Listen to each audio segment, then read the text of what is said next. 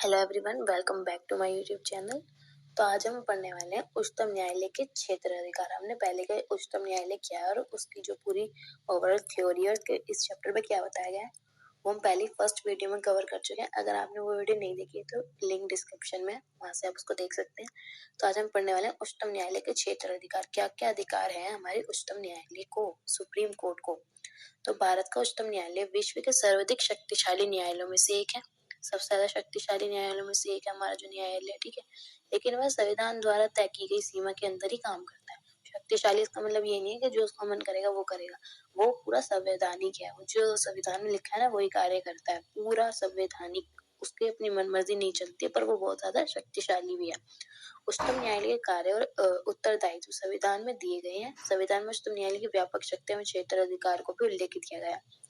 और जितने भी क्षेत्र अधिकार, जो भी अधिकार शक्तियां हैं हमारे सुप्रीम कोर्ट को, वो हमारे सारे संविधान में दी हुई हैं, बकायदा लिखी हुई हैं। कोई इस पर सवाल नहीं उठा सकता। अमेरिका उच्चतम न्यायालय की तरह यहाँ न केवल संघीय न्यायालय, मतलब अमेरिका में संघीय न्यायालय ना, यहाँ पे संघीय मतलब अमेरिका में संघीय न्यायालय एक जो होता है वो संघ का, राज्य का अलग है, पर उसमें एकात्मक नहीं है। राज्य का अलग है और संघीय न्यायालय अलग है। दोनों मैटर्स अलग अलग सोल्व होते हैं, ठीक है ना। और यहाँ पे वैसे तो है ही, साथ में हाउस ऑफ लॉर्ड्स की तरह अपील का अंतिम न्यायालय भी है। मतलब सर्वोच्च न्यायालय, सुप्रीम कोर्ट जो सबसे ऊपर, आपको पता है अगर आप अधीनस्थ न्यायालय में केस जीत गए तो आप आगे अपील कर सकते हो, हाई कोर्ट में अपील कर सकते हो, हाई कोर्ट में, सुप्रीम कोर्ट में अपील कर सकते हो, मतलब ऐसे बारी बारी, ठीक है ना। बट इसके सुप्रीम कोर्ट के बाद तुम्हारे पास कुछ भी नहीं है। अपील का अंतिम है, ये अंतिम है। इसके बाद हम किसी ऊपर, उसके ऊपर कोई नहीं है कि उसके ऊपर जाके हम अपील कर सके, ये अंतिम है। उच्चतम न्यायालय भारत के नागरिकों के अधिकार का व्याख्याता एवं संरक्षक भी है। हमारे अधिकारों का व्याख्याता और संरक्षण, हमारे अधिकार को जो बताता है कि क्या क्या अधिकार है हमारे पास, और उनका संरक्षण भी यही है, वही हमें हमारे अधिकार दिलाता है।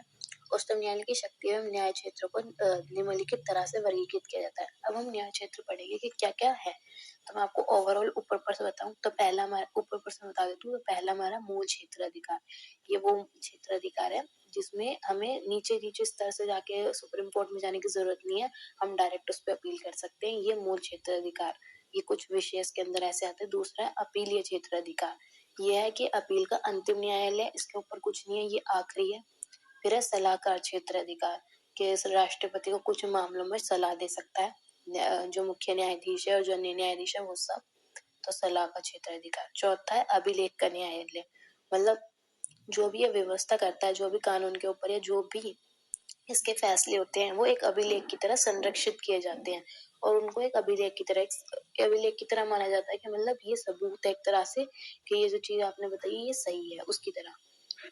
फिर है न्यायिक समीक्षा की शक्ति। आपको पता है कि जो भी कानून संसद या जो भी बनाएगा उसकी समीक्षा, न्यायिक समीक्षा, मतलब उसकी जो ये सही है या नहीं है, उसकी शक्ति हमारे न्यायालय को है, और सुप्रीम कोर्ट की और किसी को नहीं है। संवैधानिक व्याख्या, जो हमारे संविधान में जो जो लिखा है उसकी व्याख्या कौन करेगा, कि नहीं, कोई कहेगा इसका मतलब ये है, कोई कहेगा इसका मतलब ये है, सुप्रीम कोर्ट बताएगा कि उसका मतलब क्या है और उसको किस तरह से लिया जाएगा। अन्य शक्तियां कुछ उसके पास, कुछ कुछ अन्य शक्तियां भी उसके पास, ठीक है ना, जैसे निर्वाचन संबंधी शक्ति है वैसे, ठीक है। तो मैंने आपको ऊपर से तो बता दिया, अब इनको हम पढ़ते हैं डीप में। मूल क्षेत्र अधिकार क्या है। तो संविधान के आर्टिकल 131 में उच्चतम न्यायालय के मूल क्षेत्र अधिकार का वर्णन है। आर्टिकल 131 में मूल क्षेत्र अधिकार बताए गए। ये वो क्षेत्र अधिकार है जिसमें निचली अदालतों में सुनवाई की जरूरत नहीं है, हम सीधा ऊपर ऊपर वाली अदालत में जा सकते हैं, मतलब सुप्रीम कोर्ट में जा सकते हैं। तो इसमें पहला तो जैसे कि हमारा मौलिक अधिकार का है, औरों में भी हम जा सकते हैं, हाई कोर्ट में भी हम जा सकते हैं मौलिक अधिकार के, लेकिन हम डायरेक्ट सुप्रीम कोर्ट में जा सकते हैं, और किसी के लिए हम डायरेक्ट सुप्रीम कोर्ट में नहीं जा सकते। और दूसरा है जो संघीय ढांचे की विभिन्न इकाई में विवाद उत्पन्न हो जाए, मतलब राज्य केंद्र के बीच कोई मसला हो, कोई विवाद हो, या अंतरराज्यीय विवाद हो, दो राज्य के बीच, बहुत सारे राज्यों के बीच, उन मामलों में हम डायरेक्ट सुप्रीम कोर्ट पे जा सकते हैं, हाई कोर्ट में नहीं जाएंगे, ठीक है। ये हो गया मूल क्षेत्र अधिकार। फिर अपील क्षेत्र अधिकार, जैसे कि मैंने आपको पहले बताया था, ये जो है, जो ब्रिटिश का प्रीवी काउंसिल है उसके स्थान पर ही है, ठीक है ना। जो पहले ब्रिटिश का प्रीवी काउंसिल था हमारे यही भारत में, जब हम स्वतंत्र नहीं हुए थे, तो उसके स्थान पे इसको लाया गया है। ये भारत का जो सुप्रीम कोर्ट है उसी के स्थान पे आया, और ये अंतिम न्यायालय क्षेत्र, अपील का अंतिम न्यायालय, ठीक है। सलाहकार क्षेत्र अधिकार है, तो दो तरह की सलाह है जो राष्ट्रपति को दे सकता है। पहले, सार्वजनिक महत्व के किसी मसले पर विधिक प्रश्न उठना। विधिक मतलब ये सही है ये गलत है, ठीक है, सार्वजनिक मसले पर। तो इसमें सलाह देना मतलब मना भी कर सकता है इस वाले मामले पर न्यायाधीश के, नहीं इस मामले पे मैं आपको कोई सलाह नहीं दे सकता, वो मना कर सकता है। पर दूसरा जो है उस पर मना नहीं कर सकता। किसी पूर्व संवैधानिक संधि, समझौता, प्रसन्नता आदि सन्नद्ध मामलों पर किसी विवाद के उत्पन्न होने पर, कोई पुरानी जो संधि है या कुछ है इन पर अगर कोई विवाद उत्पन्न होता है तो उस पर वो सलाह देने से मना नहीं कर सकता। और ये दोनों सलाह ही है, मतलब राष्ट्रपति इनको मानने के लिए बाध्य नहीं है, ये सलाह ही है। और ये है अभिलेख का अंतिम न्यायालय। इसमें भी उसके पास दो शक्तियां हैं। पहली है कि कार्रवाई और जो उसके फैसले हैं ना, उनको जो है ना सार्वकालिक अभिलेख में साक्ष्य के रूप में रखा जाएगा। साक्ष्य मतलब सबूत एक तरह से। और ये जो इसमें बताया गया इसको किसी भी मतलब इसको चुनौती नहीं दी जा सकती किसी भी न्यायालय में। ये नहीं है कि हम इनको गलत ठहरा दें हाई कोर्ट में जाके, नहीं, ये सर्वोपरि है। और दूसरा है कि अपनी न्यायालय जो अपनी अवमानना पर किसी को दंड भी दे सकता है, ठीक है ना। और है न्यायिक समीक्षा की शक्ति। आपको पता है उच्चतम न्यायालय के पास न्यायिक समीक्षा की शक्ति है। केंद्र व राज्य दोनों स्तर पर विधायी या कार्यकारी आदेशों की संवैधानिकता की जांच की जाती है। कोई भी केंद्र हो या राज्य हो, उसके मामलों पर जो भी संविधान जो भी उन्होंने बनाया कानून या कुछ भी बनाया है, जो भी कार्यकारी आदेश है, उनकी संवैधानिकता जांच करता है। वो ये बताएगा कि वो सही है या गलत है। अगर वो गलत है तो ये उसको असंवैधानिक घोषित करने की शक्ति भी रखता है। फिर है संवैधानिक व्याख्या। ये वही है, अर्थ विवेचन की शक्ति है इसमें। संविधान में जो भी शब्द है, जो भी लॉज हैं, कानून है, शक्तियां हैं, उन सबका अंतिम व्याख्याकार यही होता है, सुप्रीम कोर्ट। अन्य शक्तियां जैसे राष्ट्रपति व उपराष्ट्रपति के निर्वाचन के संबंध में कोई विवाद उत्पन्न हो जाए तो वो यही देखेगा। मतलब अगर राष्ट्रपति का निर्वाचन पे कोई विवाद उत्पन्न हो गया कि नहीं ये तो इसमें घोटाला हुआ है, कुछ गड़बड़ी है, तो वो सब भी यही देखेगा हाई कोर्ट में। और दूसरी शक्ति इसके पास ये है कि अगर कोई हाई कोर्ट में बहुत टाइम से बहुत पहले से पड़ा है कोई मामला, तो वो उसको अपने पास बुलवा सकता है उस मामले को, और उसमें अपना जो फैसला है वो सुना सकता है। तो हम एक लास्ट टॉपिक है वो पढ़ेंगे, न्यायिक सक्रियता। कि न्यायिक सक्रियता क्या है, ठीक है ना। इसके क्वेश्चन आ जाते हैं तो बहुत ही इजी है। न्यायिक सक्रियता कुछ नहीं है। सक्रियता क्या होता है? सक्रियता एक मीन्स जागरूक एक तरह से। न्यायिक सक्रिय मतलब न्यायपालिका जागरूक है थोड़ी। तो न्यायिक सक्रियता का आशय नागरिकों के अधिकार के संरक्षण के लिए तथा समाज में न्याय को बढ़ावा देने के लिए न्यायपालिका द्वारा आगे बढ़कर भूमिका लेने से है।